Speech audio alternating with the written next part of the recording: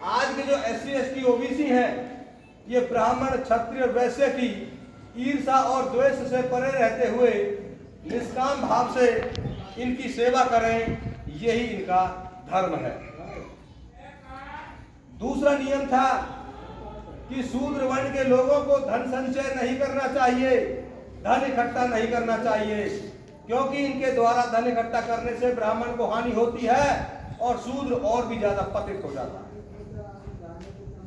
तीसरा नियम था कि निकृष्ट जाति के लोगों को लोभवश दूसरी जाति के कर्म को नहीं अपनाना चाहिए, ऊंची जाति के कर्म को नहीं अपनाना चाहिए, और यदि ऐसा करता है तो राजा को यह अधिकार है कि उनकी धन संपत्ति को छीन करके उसे देश से निर्वासित कर दिया जाए।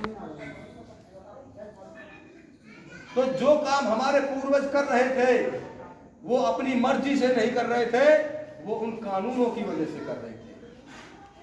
तो बाबा साहब डॉक्टर भीमराव अंबेडकर ने उस व्यवस्था को आर्टिकल 13 लिख करके उसको खत्म किया। आर्टिकल 14 लिखा, विधि के समक्ष सभी समान हैं। अब समान समता क्या है?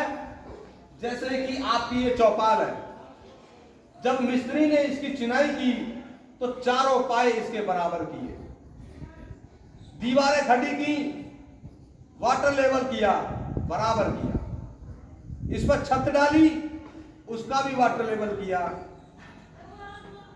तब जाकर के ये चौपाल रहने लायक बनी। अगर मिस्त्री इसको ऊंचा नीचा कर देता, एक दीवार ऊंची दूसरी नीची, चारों दीवार ऊंची नीची होती, क्या इस पर छत डलती? क्या ये रहने लायक बनती? नहीं बनती। इसी तरह से मान लीजिए ये कुर्सी है जो आपने हमें बैठने के लिए दी है, इसके चारों पाए बराबर है। यदि इसका एक पाया टूट जाए तो ये क्या कुर्सी रहने लायक बचेगी? नहीं बचेगी। ना आप इस पर बैठोगे, ना हमें इसको बैठने के लिए दोगे, ये कबाड़ा बन जाएगी, कबाड़ा बनेगी ना। तो उसी तरह जिन समाजों में समता नहीं है वो समाज भी कबाड़ा है। और ये गैर बराबरी हमारे समाज में अपने आप नहीं हुई, इसको पैदा किया और इसको पैदा करने वाले ब्राह्मण हैं। आर्टिकल 15 कहता है कि जितने भी सार्वजनिक स्थान है, मनोरंजन के स्थान है, तालाब है, कुएं हैं, सिनेमा हॉल है, ढाबे हैं, सभी आपके लिए खुले हुए हैं। आर्टिकल 16 कहता है कि लोक नियोजन में समता का अधिकार है। जैसे नौकरियों में, पॉलिटिक्स में, राजनीति में जिसका मन चाहे खड़ा हो सकता है, जिसका मन करता है वो नौकरी के लिए आवेदन कर सकता है। अधिकार है जब ही तो करेगा, यदि अधिकार नहीं होता तो नहीं करते थे। संविधान से पहले नहीं किया। संविधान की बात बता रहा हूं। आर्टिकल 17 कहता है कि अस्पृश्यता का अंत किया जाता है, छुआछूत का अंत किया जाता है, और छुआछूत से संबंधित यदि कैसा भी व्यवहार किया जाता है तो वो दंडनीय अपराध है। जिस आर्टिकल से SC ST प्रिवेंशन एक्ट बना,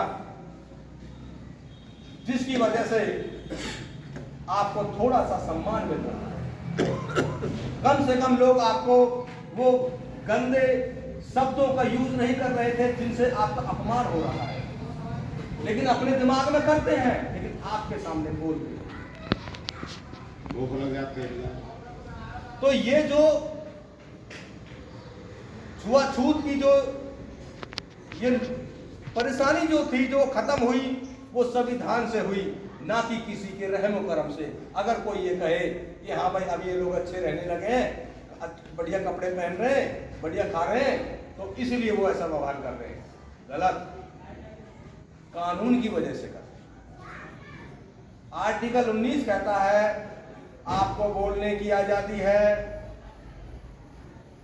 लेकिन लोग बोल नहीं रहे। आजादी जो बोलने की है उसका कोई लोग